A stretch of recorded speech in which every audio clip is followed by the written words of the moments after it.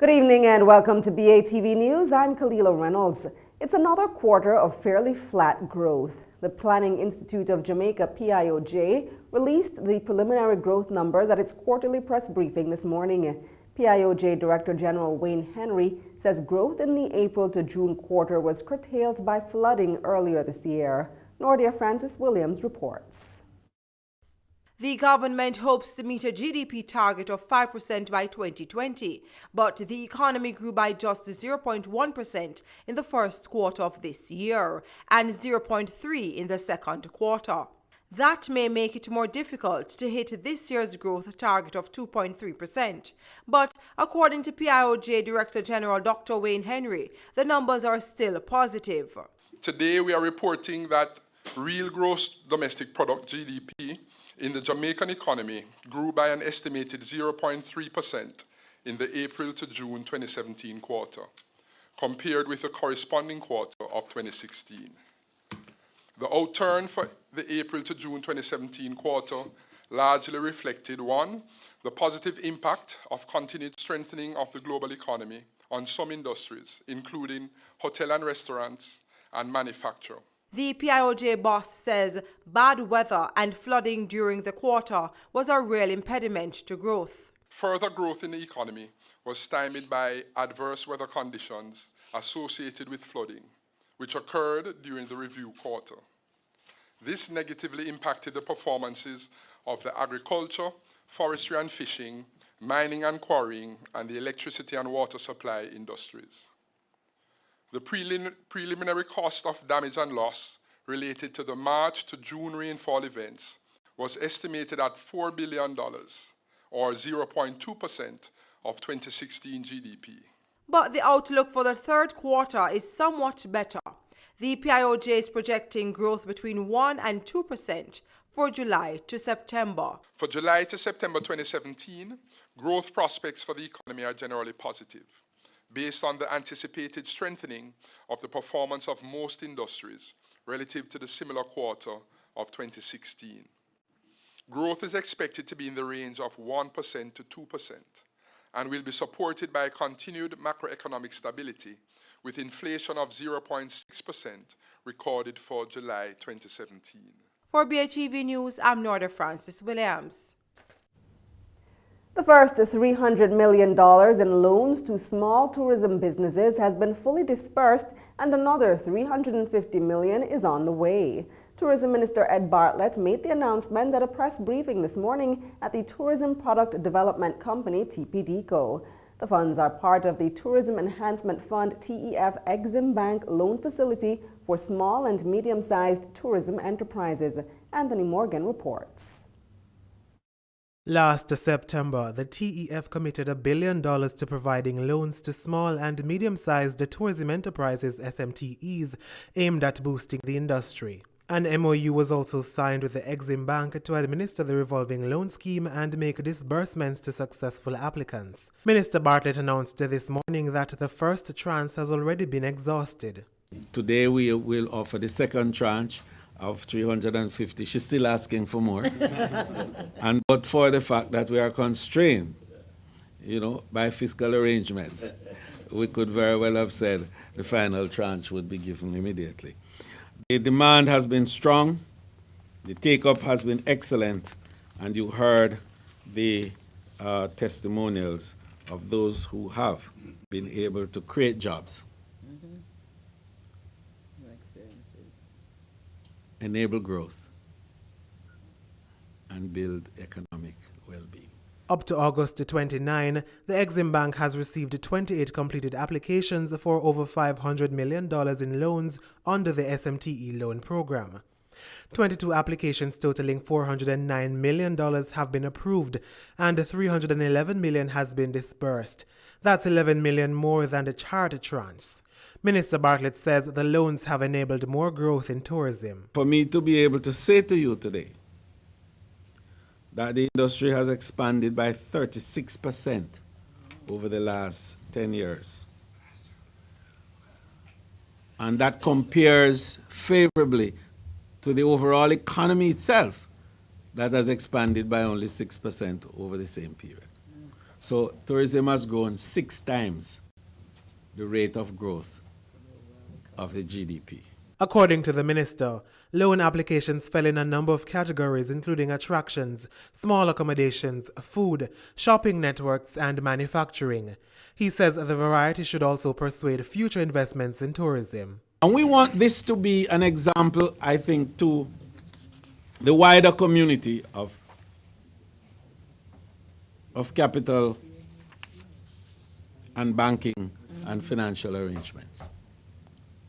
Start investing in building the capacity of our people to supply the inputs of tourism. Tourism is the most resilient industry in the world. It is the largest and fastest growing sector of the global economy today. For BATV News, I'm Anthony Morgan. Meanwhile, the country earned a record $2 billion from tourism during the first 8 months of this calendar year. This as 2.8 million people visited the island. Tourism Minister Ed Bartlett released the figures today.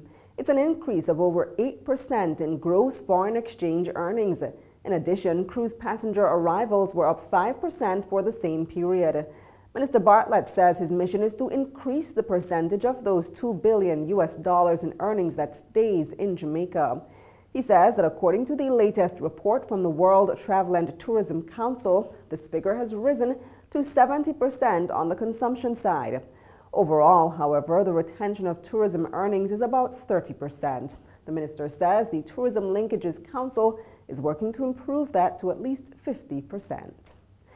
And when we come back, we'll tell you what the finance minister is promising banks if they lower their lending rates. That and more up next.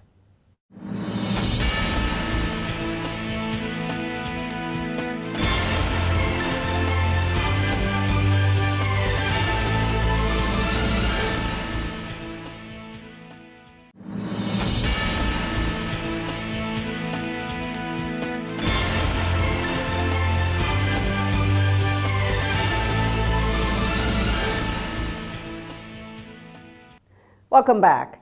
Finance Minister Audley Shaw says the government is willing to review the asset tax for financial institutions, but says they must first commit to lowering interest rates.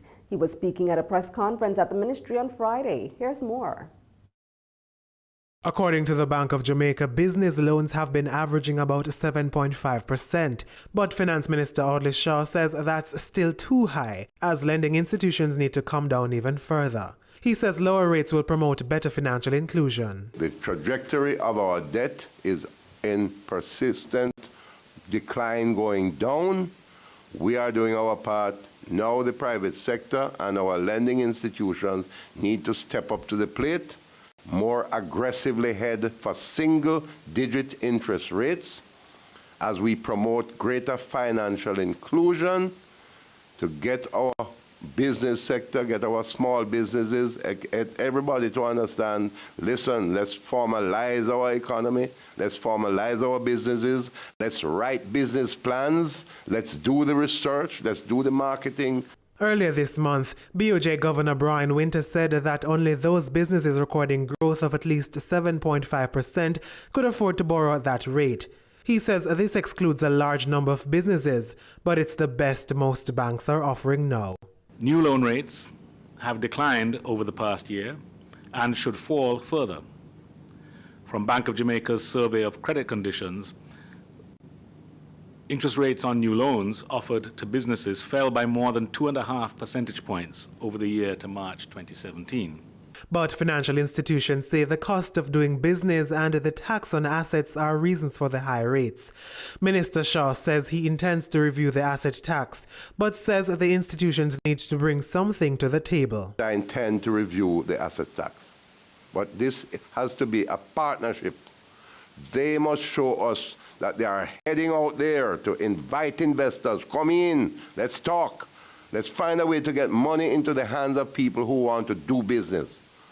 And in exchange for that, you'll have a responsive government looking at issues like the asset tax. The finance minister says banks are too conservative when it comes to offering loans to the private sector. So what we're seeking to do now is banks generally need to have to expand their portfolios of private sector investment. Commercial banks need to understand this is part of what the financial inclusion strategy is. It is part of how we need to move to a more formal economy in a global environment of de-risking that is forcing everybody into more formal processes. Formal processes include our commercial banks saying, listen, let's go out and encourage investment. For BATV News, I'm Anthony Morgan. The Privy Council has ruled that the Fair Trading Commission, FTC, does have jurisdiction over Digicel's acquisition of Claro in 2011. In a statement, the FTC says the judgment paves the way for it to resume its challenge in the Supreme Court of Digicel's acquisition of Claro. The Commission says the Privy Council considered three main issues and ruled in their favor on all three. In particular, the judges ruled that the FTC has jurisdiction to intervene in the telecommunications market in the same way as in any other market. It also ruled that Section 17 of the Fair Competition Act does apply to mergers and acquisitions. The FTC had appealed to the Privy Council in 2014 after the Court of Appeal ruled that it did not have jurisdiction over the Digicel-Claro deal.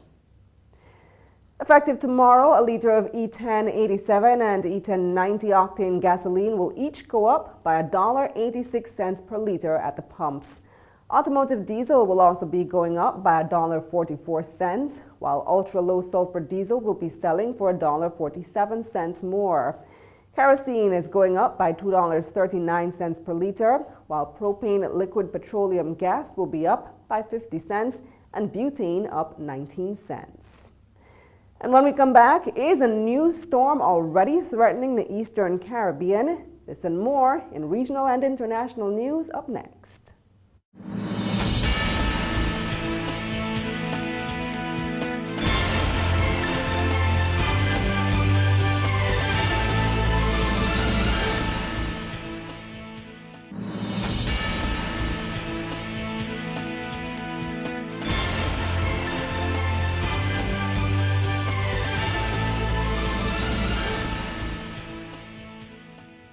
Welcome back. It's time now for regional and international news. The latest named storm of the Atlantic hurricane season could potentially threaten some Caribbean islands as early as next week. According to the Miami-based National Hurricane Center, Tropical Storm Irma formed over the far eastern Atlantic this morning, but poses no immediate threat. It was about 420 miles west of the Cabo Verde Islands and moving toward the west near 13 miles per hour. That general motion is expected to continue for the next couple of days, along with some strengthening. According to the NHC, Irma has maximum sustained winds near 50 miles per hour and could become a hurricane by Friday. Forecasters say Irma will take about a week for the system to trek westward across the Atlantic Ocean. They say the Eastern Caribbean should monitor its progress, especially next week.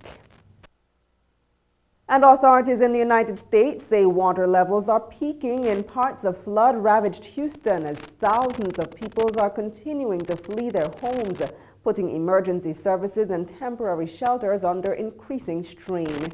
At least 20 people have died, 13,000 rescued, and about 40,000 homes destroyed after record rainfall. Al Jazeera's Heidi Zu Castro reports from Houston. Houston, a city of 2.3 million, woke on Wednesday morning to clear skies for the first time in 5 days. An overnight curfew imposed by the mayor to prevent looting was lifted at 6 in the morning. I don't want them to have to worry about someone breaking into their home or looting or doing anything of that nature while they are away. 17,000 people spent the night in emergency shelters, while police, firefighters, and soldiers worked endlessly to reach those who remained stranded.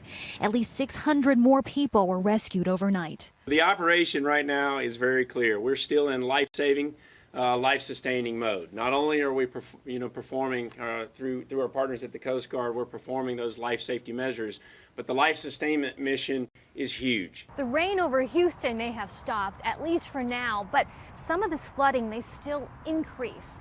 This water is from the Addicks Reservoir, which overflowed earlier in the week. And swollen rivers continue to crest as water tries to drain toward the Gulf of Mexico. City leaders estimate some 40,000 homes have been destroyed. And by Wednesday morning, 45,000 square kilometers remain underwater. Authorities fear the body count will soar once the water recedes. A police officer and a family of 6 are among the growing number of confirmed dead in Houston. And in nearby Beaumont, divers rescued a child clinging to her dead mother in a drainage canal. The two had been swept away from a flooded parking lot. If people will just pay attention to what the authorities in the local communities and county are telling them, don't get out if you don't have to get out. Meanwhile, donations of clothing and bedding continue to pour into a Houston stadium. But even as Texas begins to recover, Tropical Storm Harvey is now moving on to the state of Louisiana.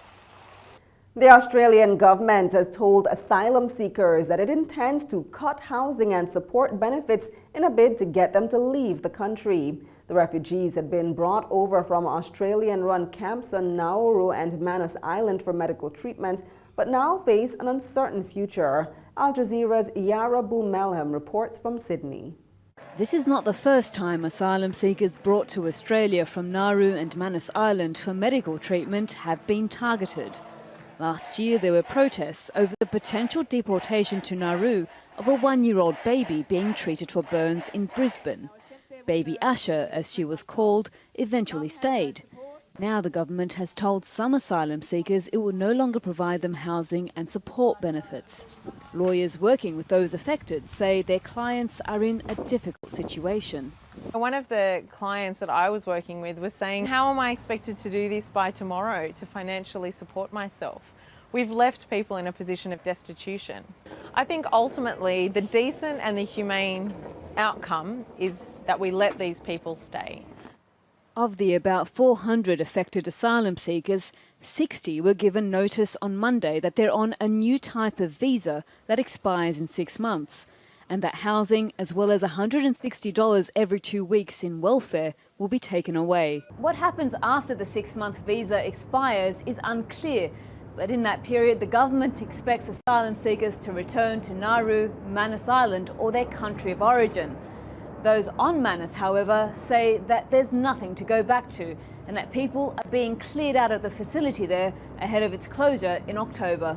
Refugees on Manus Island have been staging daily protests, fearful of being sent into the community in Papua New Guinea, which they say is unsafe for them.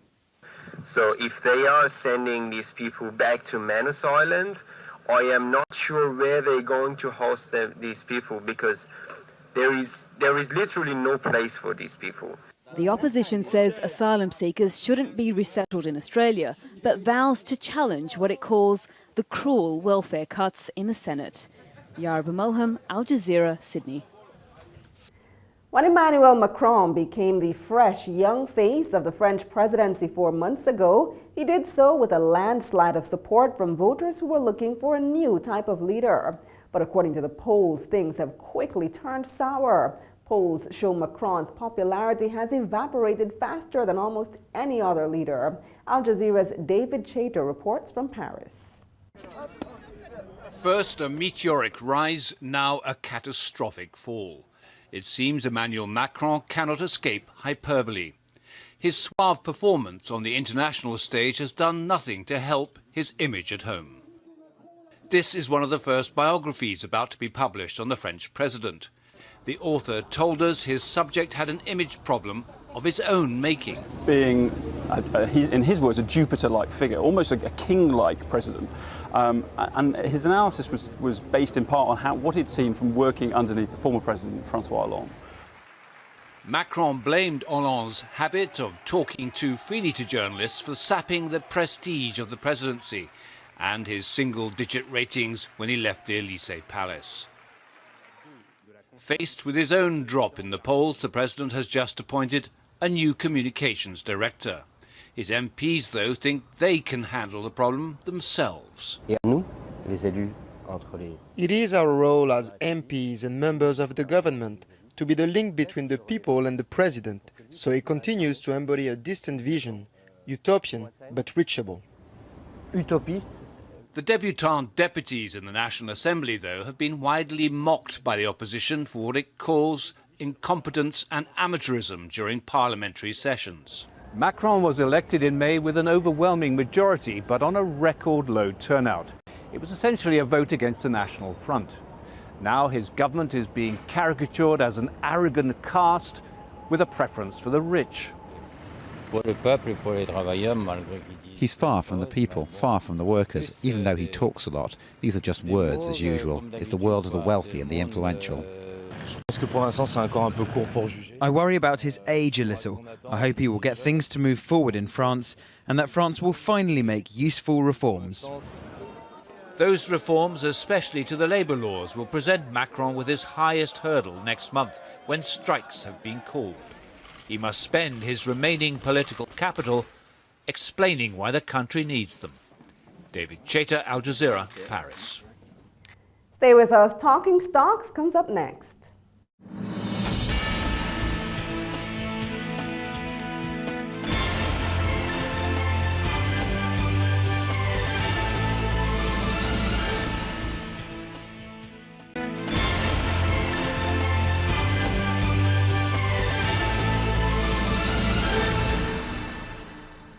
Welcome back. It's time now for Talking Stocks. 47 stocks traded today, of which 24 advanced, 19 declined, and 4 traded firm.